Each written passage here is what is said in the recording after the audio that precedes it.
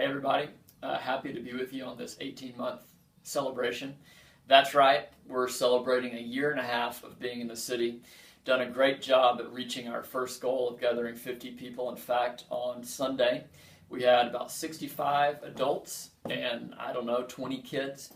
So, total of 85 souls represented. And we're moving from to our next goal of gathering 80 adults. I'm going to share some items with you today that we've been thinking about for the first quarter as we're looking to move into the second quarter of the year. If you'll remember, we've had Justin in, we've had Donnie in, we've had Michael in. We've also been talking to Ryan over at Grace, Ryan Wallace, some of you know Becca, his wife, and been sharing some great stuff, been reading different books. And so what you're going to see today is out of the last 3 months of what we feel like God is speaking, what He is showing us, and I am as excited as ever. In fact, going on a date last night, I offered to Christy how excited I was, and she literally jolted in her seat because I'm not usually giving to things like that. We've just finished a series on belonging, and we're going to be moving into a new series after Easter. What you're going to see today is a lot about belonging. One of the central things that we've learned is that in our culture, for people to believe, they must first belong. So if you're wondering why we were belaboring the point of belonging, it is unto believing, which is going to be unto being a missional people, which is going to be unto people being commissioned into different areas of responsibility. You're going to see that on the left-hand side here in just a moment. So I just want you to know that there is an end goal here that's in mind. And for Antioch, the end goal is every person a church planter. That doesn't mean everyone moving into a new place. But as you listen today, I want you to hear from a background of how is this moving into equipping? How is this moving people that don't know Jesus into a person that knows Jesus? And in our cultural context, it's going to be moving from belonging to belief. So let's jump in, shall we? Over here on the right-hand side, what you see is two different columns. This is the current life group setup, and then I'm going to fill in where we are moving. So currently, some of our main components, as you know, are worship, community, and mission. I want you to take a moment and think, how's that going for me in life group right now? How's that going for our life group as a whole? Let me tell you where we're strong. We are strong in community. We're strong in having people feel a sense of spiritual family. We've heard that again and again. Our growth areas are worship, and our growth areas are mission. Every one of you is doing a great job at reaching out and engaging with people, and we're hoping that where we're moving is only going to help further in that process. So here's where we're going. I want you to pay close attention here. I just don't want anything for you to miss what I'm going to write down. So where we're going is right here. Oh, similarity there. Similarity there. And similarity there. So not too much of a departure from where we've been so far. Now, if you look down at some of our different values that we've had for life group: presence, Word of God, and discipleship, I want to take you in now into the way that the new is going to look. It's going to be presence. It's going to be Word. It's going to be discipleship as well. So I want to clearly illustrate that.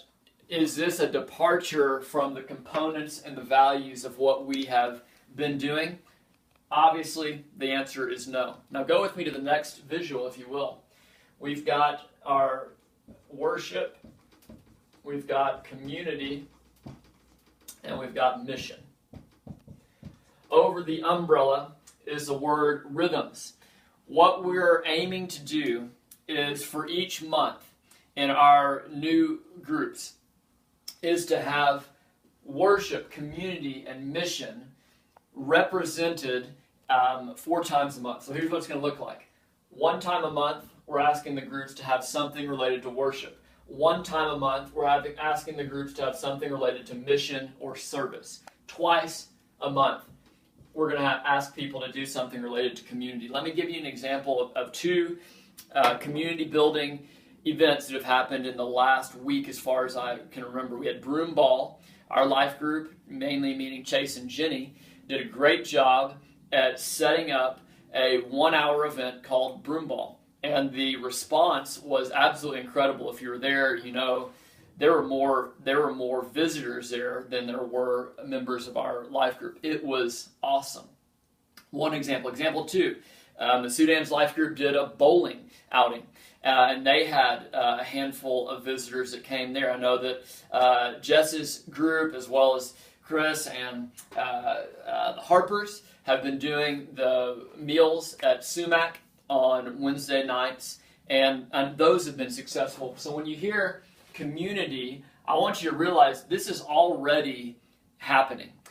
Going forward, what we're going to say is, rather than you're meeting every Wednesday night, you pick. Each group picks when those community things are going to happen, and then we're going to ask you to schedule out an entire semester of when what the community events are, when they're going to happen, what the worship events are, when they're going to happen, what the mission or service events are, and when they're going to happen. Now, go with me. I know this is going to be a lot to take in, but go with me down here to what we're calling a vortex.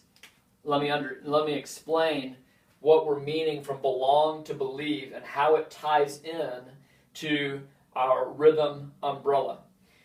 This first circle, and don't you appreciate that when you learned about it in high school, the Venn diagram, that there it is right there. I think it's such a lovely thing. I'm going to write a few things up here.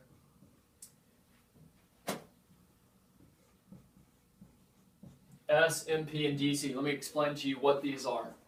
As we're on the continuum of engaging with people and seeking to integrate them into belonging relationships, we're trusting God that as we're prayerful, as we are sharing truth, that people that begin to belong move on the continuum into a place of believing.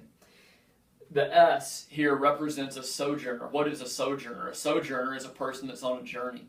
They're on a journey into a relationship with God, even if they don't know that. The MP is us. That's the missional person. And the DZ is the discovery zone. That's the overlap of the sojourner and the missional person. And what we are desiring for the rhythm umbrella to create is much of these discovery zones, meaning that we create community experiences like Broom Ball, where sojourners can come in and have interaction with missional persons, and that off of that discovery zone, that relationships can be built, that truth can be shared, and that people can experience belonging, and they're given the opportunity to believe.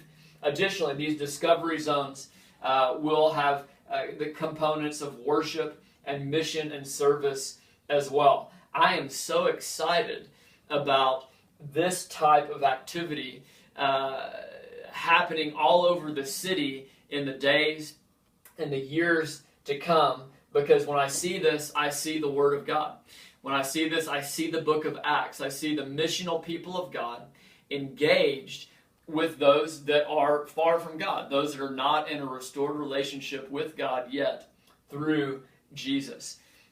Is this already happening? Yes. Is this going to happen more through these rhythms that we're going to ask each group to adopt? Yes.